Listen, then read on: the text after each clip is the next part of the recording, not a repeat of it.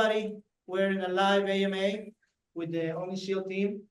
So I will let them introduce themselves real quick, who they are, where you're from, what you do for the Air Force. So how about it? Hey, how's it going, guys? Shane Strack here. I'm a 1 Bravo 4 cyber warfare operator, and I'm stationed in Herberfield, Florida. How I got involved with this team is I had Project ARC. So Project ARC put me in the AOR of the Pacific, specifically the beautiful, wonderful place of Okinawa. And then I was able to meet these guys. I was knocking on doors saying, "Hey, what's the worst part of your job?" And these Indian troops over here were looking for some help. But yeah, that's pretty much me in a nutshell there. Cyber meets innovation. Howdy, I'm Zachary Flores. I'm currently stationed at Kadena. My normal job is a 2 Alpha 6. I'm a propulsion student by trade. I'm filling in as the 3D print lab manager at the Kadena Innovations Lab, aka Shogun Spark. Happy to be here. Hello, I am Staff Sergeant Brendan Webb. I'm currently stationed out on Osan Air Base in Korea. I spent 5 years at Kadena where I met everybody else. And as of right now, I am a 51st Fighter Wing Innovation Officer, but I also work full-time out on the flight line for the F-16. Happy to be here. I'm Tech Sergeant Darren Hernandez. I'm the 18th Maintenance Group Continuous Innovation and Improvement Manager. I'm a F-15 crew chief, 2 Alpha 373 by trade, and took over after Shane and Webb wound up PCSing. So I've taken over the project with Flores to help work it for the 18th CMS batch.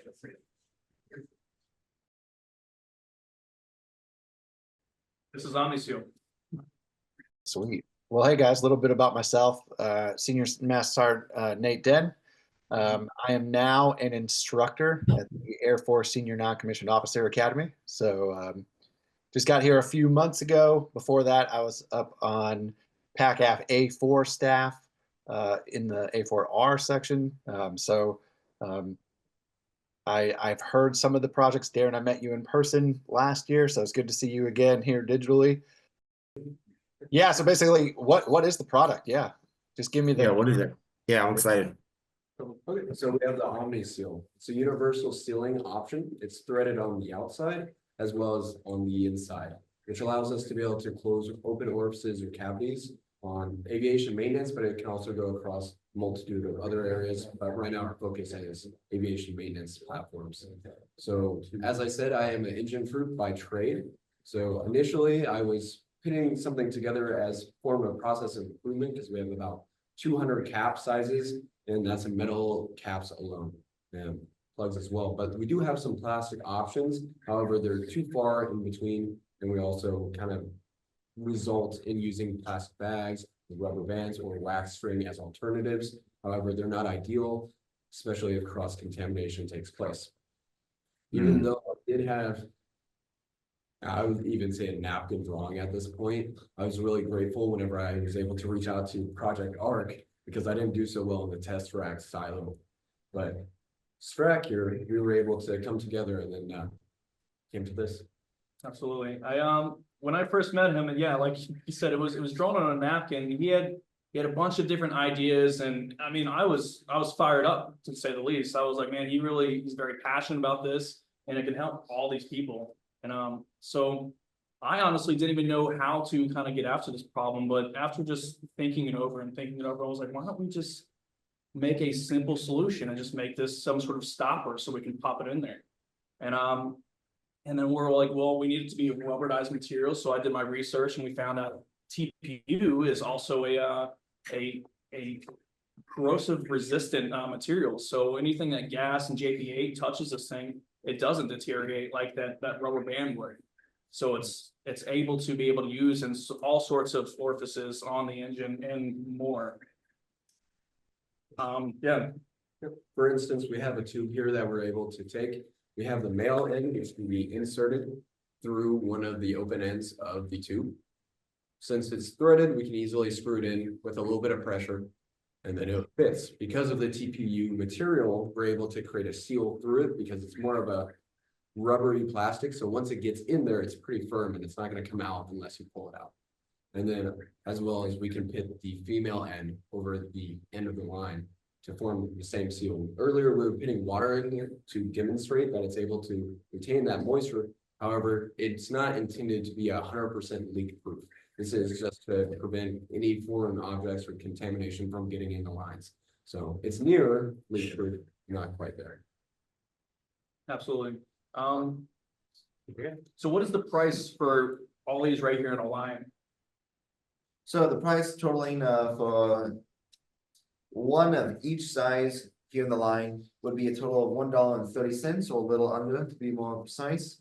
And it also turns out to be a lot more productive compared to metal metal caps in commercial solutions, due to both the cost of mass buying and due to really the cost of shipping is what primarily hurts, especially when you're trying to buy in bulk. Absolutely. So yeah, the price is pennies for one of these sealing solutions, and I mean, we're talking about saving millions in assets. Because if something happened, maybe with the metal cap flies into the engine, and I mean, that's a catastrophic failure, and we were down hundreds of thousands of dollars for that certain incident. You guys have any questions? This is the problem and the solution here. We can talk about the impacts all day, but I mean, I want to get after what you guys are actually wanting to know. Yeah, Master Bosley from Wyvern Spark, Aviano Air Base, 31st Spider Wing. 2A773 by trade, some aircraft structural maintenance, so sheet metal. This is awesome. Normally you'll see these out. It's not so much a question. Sorry, I'm supposed to ask questions, but no.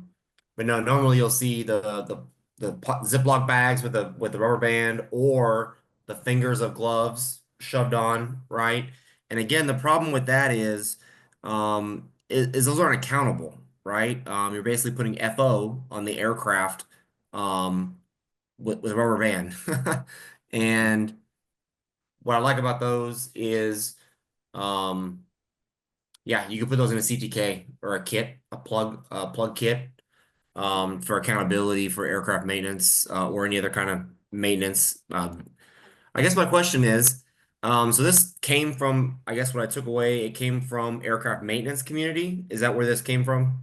Yes, sir. Engine back Okay. shop. Have you looked into other applications like vehicle maintenance, other disciplines, right, that require this? I'm sure that vehicle maintenance folks are tired of oil and transmission fluid dripping on them. Have you guys looked into that for this product? Absolutely. We've got a lot more traction in the maintenance community right now because that's our wheelhouse and where we're at. We're trying to keep our scope a little small as we meet TO and SPO requirements for use on engines and things like that. But the application is potentially for anything that needs sealed. And because of the 3D print design, you can cut it in half, you can make it wider, longer, whatever you'd like to do with it. So you can maybe plug a larger line if you're CE, or fit it over, say, a transmission or something if your vehicle. What's keeping this from just being a local manufactured tool? Like, there's no, I don't need to talk to an engineer to put a finger of a glove over a hydro line. So I was gonna say the two main factors right now are time and quality. It takes 7 hours to print this row of 5. Okay. So you're talking about scaling it to a larger kind of area. You're talking about a significant amount of time where somebody's at one 3D printer. You've got more 3D printers or a farm, you can cut that down. And then when you talk about replacements, now you're relying on that 3D printer. So say the Spark Cell prints them. Now the Spark Cell has to keep supplying. So when you said engineers, what engineers specifically are you speaking to? Like, what kinds of engineers? Like, you're talking about like the SPO engineers, or engineers like engineers, I guess. So currently, since we're going through the build your own adventure process for Aether Sprint, we're actually tackling that right now, where we were looking for the SPO. However, I did get the contact earlier today, specifically for the F-15. Since that's kind of our baby where we started this program, we're going to reach out to them. purely based on material usage. Yes, people put gloves in there and everything like that, but that's not necessarily the right way to do it. And we're trying to make sure, because we're clearing it through QA as we go, to make sure that everyone's just going to be in agreement and ready to go. Our second opportunity that we're looking at is perhaps speaking with the propulsion directorate, being able to tackle at a higher level, that maybe we can trickle down and be able to speak to each division, because this may be a platform-based approval process that we're gonna have to go through to ensure that it can be used for everybody. Additionally, there is the 21-101 requirement that says you're not allowed to insert anything into a line unless it is an approved manufactured device. So we Okay. want to make sure we can use both the male and female end, and we do it right. Oh, okay, the functionality. So right now you can use the female side because you can put it over, right? But you guys are trying to get after that inside, right? Absolutely. Okay. In years, we're talking about that SPO or TO change approval process to where you can fully utilize the capabilities of our seal. How are those? I mean, and again, this is in the weeds, maybe a little bit too far. But as far as like a local rollout, right? Start small or think big, start small, scale quickly, right? Um, are these being used or are they just being tested? So we just finished up with a 30-day trial on a trainer engine. We are finishing up the white paper. We're gonna be sending that over to Major King, the commander over at CMS, well, 18th CMS at Kadena. And we'll be rolling out probably a fully functional version of it and start integrating it there for long-term testing and adoption into, well, operational use. Okay, so I guess you guys mentioned different materials. Obviously, you got fuel, you got hydro. I see you have multiple colors, right? I like that. That's cool. It's smart. Have you guys considered, I mean, or have you guys done testing where you like dip it inside hydro for an extended period of time? We've done a 30-day test with fuel, oil, JPA, 78, 1010. We determined based off the findings of a 30-day trial and based off previous evidence done by doctorate papers and white papers on TPU, that the degradation of those elements will not hurt or really affect the lifespan or durability of TPU. So you soaked it in there for, you like left it there for 30 days? I checked it every day in a Dude, little. I love that. I love that. What a fun test. So, Sorry. And again, I do want to stress that it's more there to present residuals. It's not intended to be continuously exposed to fuel for extended periods of time. So it's more of like it just a happens. stress test. It's a stress test, right? And that's super cool, super smart, right? If it can sit there for 30 days, it can sit there for a week while the engine's at it or the aircraft's at phase, right? Yeah, that's super cool. So I was touching on the colors, and obviously they're all the same material, but interchangeability, right? So trying to put something that's previously capped the fuel line, and now I'm going to put it into a hydro line, and then hopefully it does not make its way onto an oxygen line. Have you guys considered, specifically blue, right, for oxygen? Have you guys considered color coding so that those things, again, as you start thinking about implementing this, develop that standard color, right, of what could go in. But red goes in hydro. I don't know, blue and oxygen, and again, oxygens might be a little really particular with that one, right? But something to think about. Yeah, so the cool thing about these right here is that the STL file can be printed in different ways. So let's say this cap right here, the majority of it can be green to literally just display the size, but the tip of it can be color coded to what it needs to be attached to or to a specific element, liquid, and so on to retain its, well, purity for that element in the sense. Yeah. And that's what I was saying. You're kind of baking in that kind of 5S Yeah. into it, especially as you start to roll it out. I don't mean to coach here. I'm just saying, like, I think it's really cool, like, but just something to think about. Have you guys thought about that particular piece of, because you don't want to mix those fluids, you know what I mean? 100%. And then Super cool. pick up whatever color locally too, if you want to do it. If your shop only needs size, you can print it by size. If you need oxygen lines, then whatever TPU filament you want to use at your location, you could print it out as. But well, what I'm getting at is have you guys considered, because you guys are talking about changing TOs, potentially 101, right? Have you guys thought about making that a standard? That way it's standard across all, at least aircraft maintenance. Does that make sense? It's kind of like you see the tape that goes around all those lines. It has that tape around all those lines that tells you what that line's for, so that you can, treat it accordingly, right? That's Yeah. a capability we could make it. Yeah, that's it. Again, starting to add that value, extra value into it. That hey, this could also, because right now, you've got blue gloves or black gloves. You got tech wipes being shoved in things. I mean, yeah. I think we Wow. do exploring that possibility there, especially with the our ESD properties as well. So something about TPU is not only it's oil resistant and corrosive resistant, it also can be ESD resistant. So for What is those ESD? ESD, electronic static discharge, and Okay. so if it has some sort of discharge on an electronics, like these avionic components, like for those electronic birds, it's pretty useful for those instances. But you can't mix and match those things like you're saying, because we get oil on that, it kind of renders it almost useless from what I've heard.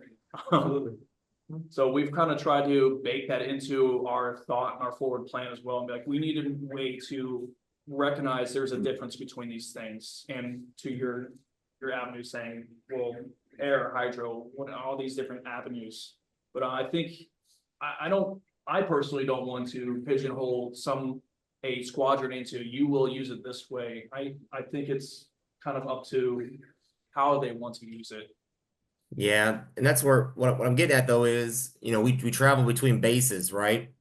And say, okay, at base X, we put the red one on this line, and now that airman now goes to another base and he puts the red one in a fuel line, even though it's supposed to be for hydro, and now he's in trouble. Or what I'm getting at is it's going to allow it to be to where if every base it's this color, right? That way those airmen can go to each base and know this color goes here. And now you start baking it into the culture of FOD prevention, and making sure and again, that's a huge culture in maintenance, right? Yeah. Just my inputs. That's something that I could see somebody, well, I was red at my last base. But you're starting it now. You're making the rules for this thing. Something to think about, right? Like you're writing the book. Absolutely, we appreciate it. And I think that'll definitely be a good way forward. Even now, currently with metal caps and such, we have a huge issue with cross-contamination because they are dark gray or blue. So we use the same caps no matter where they go, or if someone has a bag, somehow electrical connector ends up in a bag that's soaking in fuel. Yeah. It ends up in somebody's pocket, and then here I got my phase pocket ready. Let me start capping stuff, right? Like, yeah. And this again, that's another. It gets after that, right? To where a jet has standardized plugs on everything. No more random gloves. No more bags with going over all. Because they pull those bags off and they reuse them on every jet, because they're out of bags in a CTK. Because like you touched on, right? Waiting on them to ship in the mail, but we're out of money. I guess I'll just use these gloves. I think this is super cool. Have you guys looked up, and this may be kind of hard to find, maybe locally, how many write-ups there were for FOD in either an engine or a system? And it's very uncommon, but I mean, the potential's there, right? Like how many QA incidents where things are written up for having FOD in like pumps or other things from non-standardized capping procedures. Have you guys looked into that? So that is very difficult to troubleshoot generally because. It is, yeah. That wasn't a trick question. I'm sorry, but So from a FOD perspective, when we took a look at it, it's more so running over things on a taxiway where screws and tires, rocks, things like that. What you did bring up, and I think a good avenue to look at would be QA fails for things not being capped. yeah, that's Allow probably what I meant to ask. Yeah. that we could go get that data, but to answer your question fully, no, we do not. Because what we were looking at was FOD and we didn't really find much of a correlation. Okay. Hey, so you guys said you started this thing on a napkin. Oh yeah, that's right. Tell us a little bit about the journey from napkin to finding the material that you're using now to the cones that you got. Because I mean, that's a pretty big evolution from napkin to variable sizes and test phase and dipping it in oil for 30 days. Like, what was that journey like, you know, specifically from the start? And maybe just highlight some wins or some times where you're like, you know what, I quit. This is never going to make it. There's too much red tape. And then obviously you're here right now, so you do have some triumphs along the way. So just a little bit that journey, some peaks and some valleys along the way. Yeah, I guess I'll start it off and I'll Yeah, yeah. distract. Like I said, this did an originally from a very difficult to read napkin drawing. I'm not an artist by any means. I had 3 different variations I was looking at and that I was very proud of. I did put them in actually with the help of Sergeant Hernandez back in the day, and the Sergeant, Master Sergeant Brooks, who really helped me put together the Tesseract silo application for vision. And so it was in there. However, it kind of died out a little bit because one, we have a very busy mission out at Athena. So while I was working on it, I was trying to push forward with it. I just didn't have the time to spare. And then when I brought it up to QA, there was a lot of red tape there when I first brought up the idea of trying to introduce something like this. And to be fair, originally I had like this plan in my mind where it was going to be a 3D printed cap still, but it was going to be based off of zip tie mechanics where you would be able to actually tighten it down and it would just balloon out to help you with universal sizing. But after it wasn't really something I could pursue on my own, once I heard Project Arc was back around, I was super excited. I had a bunch of projects that I was like, I want to tackle these. I have people, you know, our innovation lab was kind of slow for a little bit because we were changing out. So I didn't know anyone there. And then I reached out to Sergeant Hernandez and he got me directly in contact with Project Arc. And then I showed Strack these drawings and everyone was like, what is this? Which is fair. But after explaining and walking them through the shop, we were able to start working together. And then now I'll pass it off to Strack because that's when he made it better. Hey, thanks, man. No, it's definitely a journey. Being a cyber guy, I pursued Project Arc just knowing that I'm going to be getting after custom software, data analytics, and I'm going to be doing this portion of my job. And the first day that I got there, Darren actually, he showed up on the doorstep and he says, hey, once you guys get settled in, I have a bunch of projects for you. I mean, he's the liaison for the group over there. So he had a bunch of these things. So he gave us all these projects, and finally, once we did settle in, we decided to go visit Webb over there. And I was just kind of on the back seat because I'm just providing perspective as a cyber guy. And I was kind of letting her, or quite literally, our rocket scientist on the team take lead. She's on engineering and doing all these things, and then she kind of slowly booked up. And then I finally just said, hey, you know, can I take a stab at it? And taking some of these napkin drawings, I'm like looking into these ratcheting apparatuses. I'm like, how am I going to figure out how to make it like cinch down? Like we're trying to make like a casket thing to go over these lines. And then I'm not even kidding you. I thought about the stopper solution on my pillow at night. I was just kind of still racking my brain around it. Like, how do I figure this out? And then I figured out, well, we can just kind of push it in, and it kind of dawned on me. It's like, well, how do we do the opposite side for the male ends? And I was like, well, just hollow it out, dummy. Like, I felt like it was so apparent once I had the solution. And then from there, I had to go on YouTube and learn how to use, I had to learn out what CAD was. I didn't even do CAD before. And I'm just kind of slowly tinkering away. And I finally gave him a hard piece of plastic. And I said, do you think this is what we're after. And after a bunch of revisions, we're on revision number 9 now, but we're sitting pretty happy, I think. And then these two decided to leave. So that's a loss there. And Flores and I picked it back up because of their mission set, what they had to do. They lost a lot of time, but Flores and I could actually work it. So that's when we got our 30-day approved by the squadron commander. Went through that process. We're working on the white paper now to get back to him to say, hey, this is what we learned. This is what we'd like to do.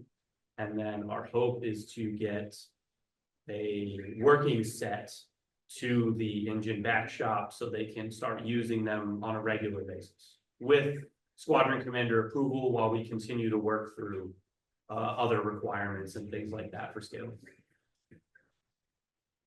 That's awesome. Well, I know we got to wrap this one up here in a couple more minutes, but you know, from this side, you know, my interaction as an LNO is always I get to talk to a lot of different teams on where they're at with their innovations and their ideas to change the Air Force, and I am always amazed with the things that people are coming up with.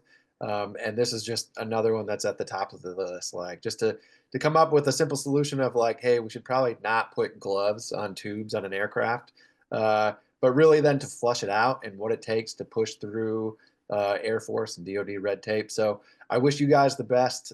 Thanks for taking the time.